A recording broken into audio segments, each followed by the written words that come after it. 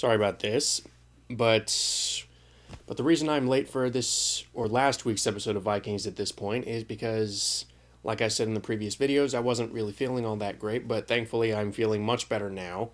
Maybe not 100%, but certainly well enough to do this video. Now, I found myself enjoying the second episode of season 3 of Vikings a little bit less than the premiere, and there are actually a few reasons for that, but first of all, the plot basically is sort of a continuation on the last episode in that everything advances, all the plot lines advance a little more. And by that I mean Ragnar and the other Vikings and the other Northmen continue to proceed toward their conquest with Princess Quenthrith, I think that's her name, the Mercian princess. And we actually get some insight into, what she is after, why she wants to kill her uncle and her brother. So we get a little bit of new ground on that one. Not really in terms of character, but in terms of, moving forward with the story, moving forward with the conquest. Yeah. Yeah, we do get some new ground in that. And in addition, we get some more insight into Lagertha and Ecbert's growing relationship in that Ecbert really just permanently gives them a piece of land. They start farming the land. It's basically just kind of sealing the deal, as it were. While at the same time, actually, no, I'll get to that in a second.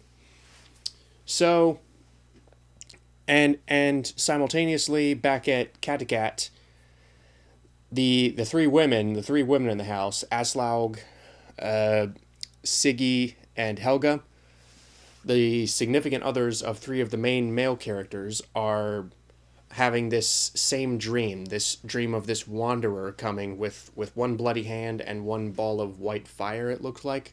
Turns out the wanderer is Kevin Durand, who we see at the end of the episode. So, and he's actually who the episode is. He's actually what the episode is named after, the Wanderer. So, what do I think of this episode? Well, the reason I don't like it quite as much as the premiere is that really what was driving me through it in terms of getting really emotionally invested was advancing the overall story. And the reason for that is that this episode, more than I think a lot of other episodes prior, really chose to focus on the side characters and the minor characters more so than the main characters.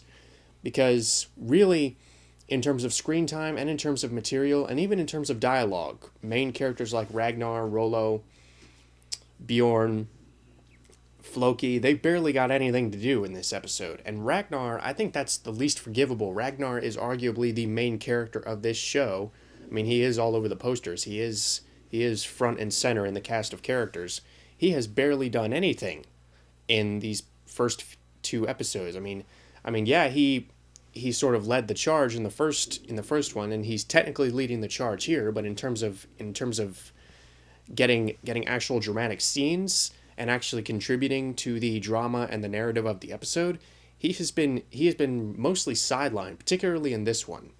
Now, what does this episode choose to focus on? Well, Torstein, who is one of Ragnar's lieutenants or one of his guys, really almost a background character. He has been with the series, to my knowledge, he has been with the series since the beginning, or at least for a while. He's been this sort of really peripheral character. He's really kind of blended in, and I don't mean blended in the sense that he was like an extra or a stunt guy, but he's barely gotten any screen time if we're judging it in relation to all of the other characters. He's really gotten no arc, not really much in the way of dramatic material. And spoiler alert, he's killed off in this episode. Basically, there's a large portion of the episode focuses on the drama revolving his arm getting injured when they are storming the other beach to go after the Mercian brother. His arm gets injured, and it gets infected. He gets really sick. He's sort of stumbling around. He's not seeing clearly. And basically what happens is that he eventually asks Floki to chop off the arm, just amputate it. I never liked this arm anyway, it's killing me. Basically stuff like that. And Floki does so, and at the end of the episode, it's revealed that he bleeds out and dies. And it's this really sad moment. And to their credit, the actors pull it off fairly well. And the guy who plays Torstein, he's not a bad actor by any means. But I just found it kind of weird that the episode chose to focus on the passing of this, like I said, not exactly a major character, very, very minor in comparison to everyone else. And I think that sort of robbed the episode of some of its impact. Because if this had been a major character like, I don't know, Floki or Rollo, then maybe I could understand. But the thing was, they made this whole big deal.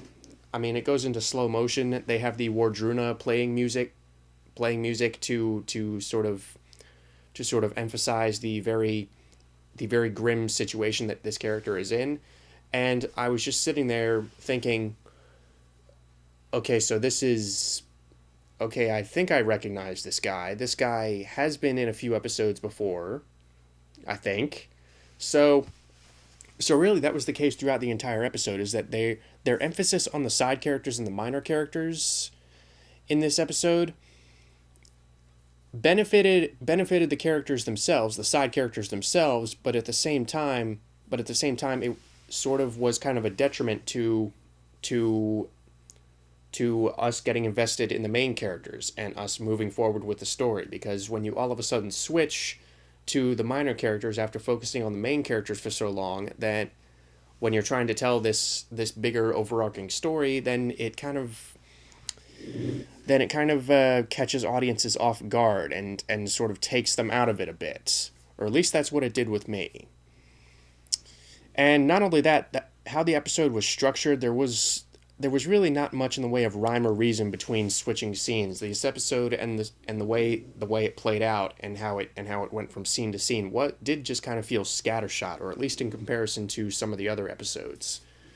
How they're much more streamlined and ironed out, and they feel much more structured. This episode really didn't have much in the way of organization or transitions, to come to think of it. So, although I will say this, I did care more about Torstein in this episode than I did in any episode previously, possibly due to the performance, possibly due to the minor character interactions that he had with some of the characters that we've gotten to know, like Floki and Rollo. Yeah, I did care more about him in this episode than I did previously, but they killed him off. So what's the point? So really, I'm more interested to see how his death is going to impact the other characters, more so than I am interested in his death as a character. So yeah, that didn't really pan out in the way that they wanted, or at least I don't think it did. Although Princess Quenthrith, she's actually developing a little bit of depth. So, because once we actually hear her story as to why she wants her uncle and her brother dead, I was just kind of, not only did it answer why she was kind of nuts, I mean, she really is not all that right in the head.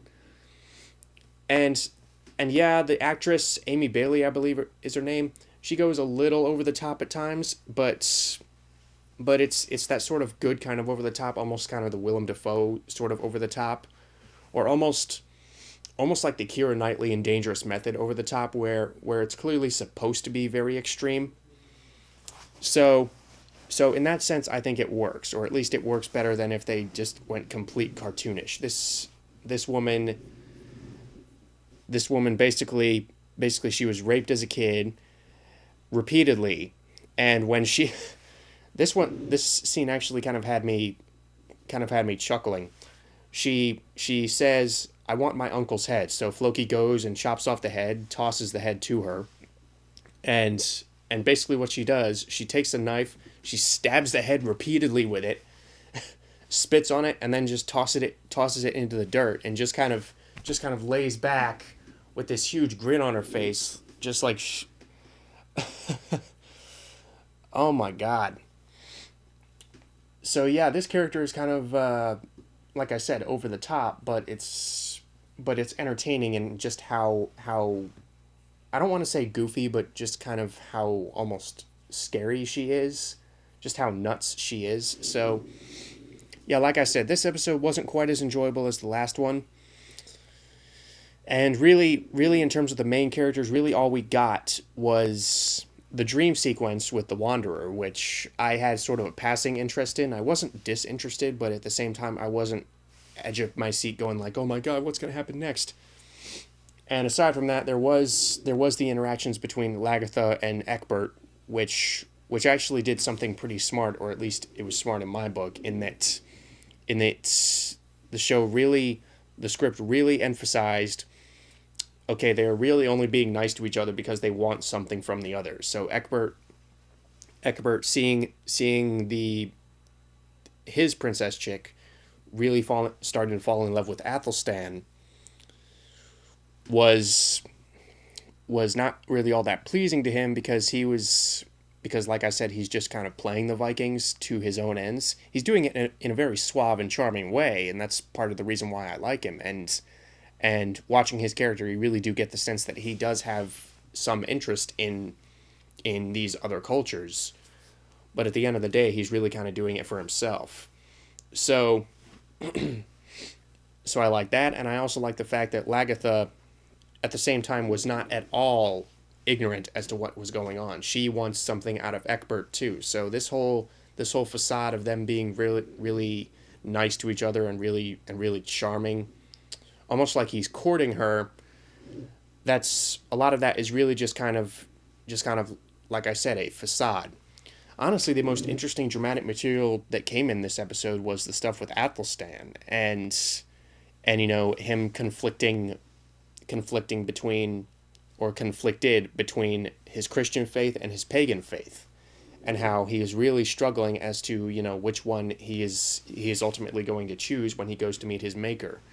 And when he's sitting at a table with Lagertha, the non-crazy princess chick, and King Ecbert, when the question comes up about who do you love, and he says, I love Jesus Christ and I love Odin. I mean, Lagertha is sitting at one end of the table, Ecbert is sitting at the other end of the table, so really what else could he say? So I actually thought that stuff was really interesting, and for once, and contrary to a lot of other stuff in this episode, it was focusing on a main character, and it was coming up with a conflict that was consistent with the way that he has developed over the course of the entire series. So Athelstan still remains one of the most interesting characters on the show. So yeah, that's about all I got for this episode of Vikings. Hopefully the next one I can get to you guys in a more timely fashion. Still really looking forward to the rest of season 3. Curious to see where it goes. And yeah, until next time.